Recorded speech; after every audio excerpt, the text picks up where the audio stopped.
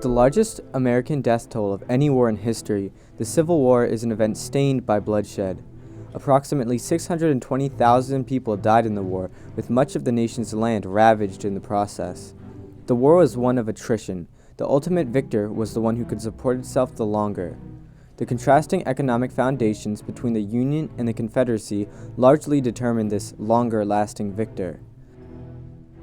After the secession of 11 Southern states from the Union and the formation of the Confederacy, civil war was on the horizon.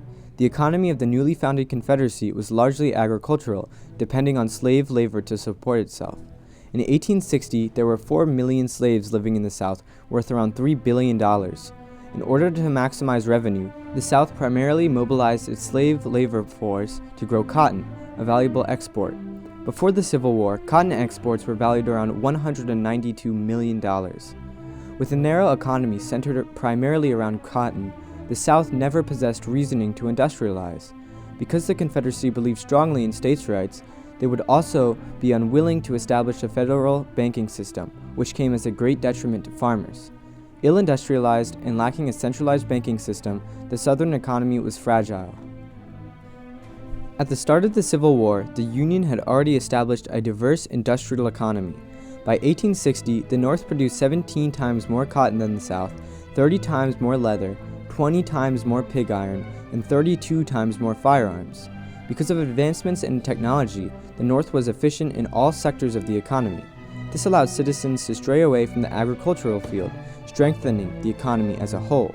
Only around 40% of Northerners were still engaged in agriculture by 1860, whereas 84% of Southerners still were. With greater job opportunities, urban zones grew around industry-heavy areas.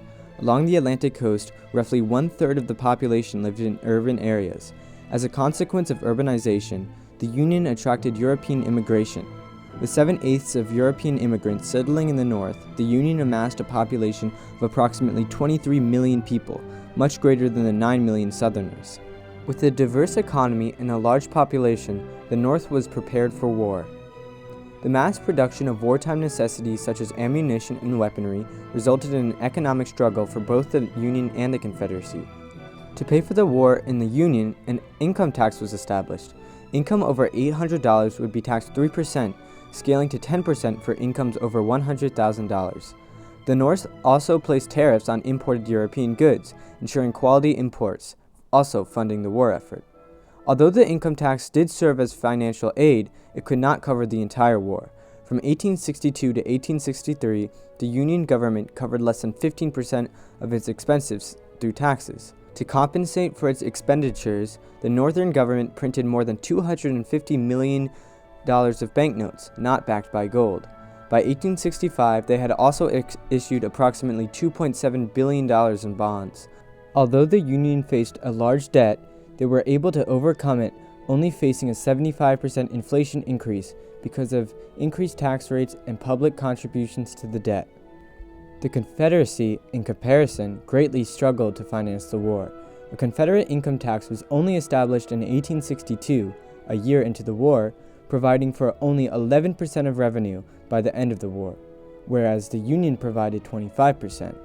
Contributing to this financial instability was the Union blockade on the Confederate exports. The South's ability to trade cotton was severed by the blockade. During the war, the South was only able to export around 1/9 the pre-war cotton volume. This made customers of Confederate cotton turn to other countries, primarily India and Egypt, for product. From a lack of cotton exportation, it is estimated that the South fell short $500 million to $1.1 billion in revenue. To make up for the lost revenue, the South was forced to print money, resulting in hyperinflation. By the middle of 1863, prices had increased by a factor of 13. By the end of the war in 1865, the Confederate dollar was worth close to zero. With an inability to trade and facing heavy losses from battle, the Confederacy's economy was on the verge of collapse by the end of the war. Without money, the newly established nation was sure to fall. In conclusion, both the Union and the Confederacy faced economic problems during the Civil War. The Union, however, was far more developed and prepared for a large financial undertaking.